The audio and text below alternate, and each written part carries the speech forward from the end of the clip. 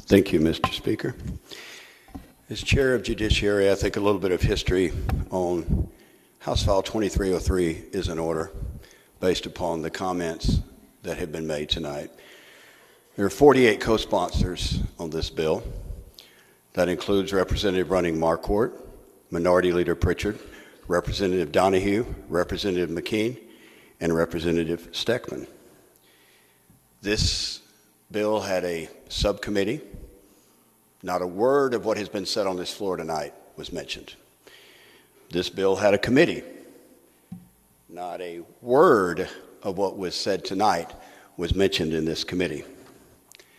All Republicans and all Democrats unanimously voted for House File 2504 out of committee.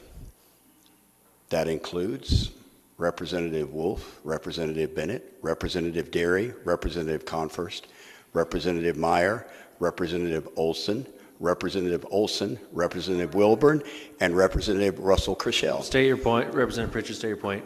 I wonder if this representative is going to talk to the bill or to the legislative history. This is completely about the Representative bill. Holt, Representative Pritchard, approach well.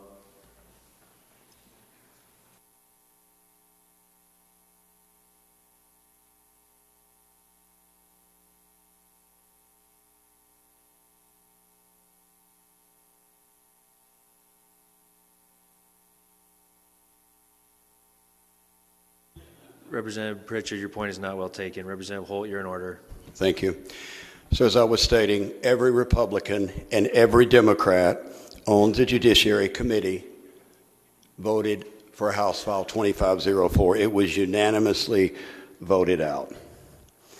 Now, some of the individuals on the Judiciary Committee that said not a word during this entire process have now stood up on the floor of this chamber tonight and call this bill discriminatory, divisive, that it's meant to divide. My goodness, the words in this bill are exactly the same as they were in committee, and they are exactly the same as they were in subcommittee. So either, in my opinion, somebody didn't bother to read the bill, or somehow something has radically changed between when this bill unanimously passed out of subcommittee and out of committee and when it got to the floor. So based upon the comments that have been made tonight, all of the Republicans in the Judiciary Committee who supported this legislation and all of the Democrats on the Judiciary Committee who supported this legislation are ill-informed and cannot possibly understand the ramifications of this bill because some of us are the wrong skin color.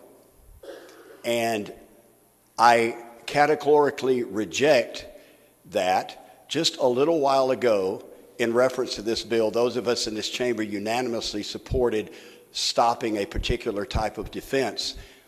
We didn't need to be gay or we didn't need to be transgender in order to know, in order to understand. So I would just simply say one more thing in reference to what has been stated tonight on the floor in reference to this bill. Some legal scholars have suggested that protected classes in code are discriminatory against those who are not protected classes, but the courts have rejected that idea. We have a number of protected classes in code, and the fact that this bill is attempting to define anti-Semitism and doing what it does simply because this particular bill says that is not in any way trying to leave out someone else, just like these protected classes were put in at different times. When one was put in into code didn't mean that it was discriminatory against all the others that weren't mentioned.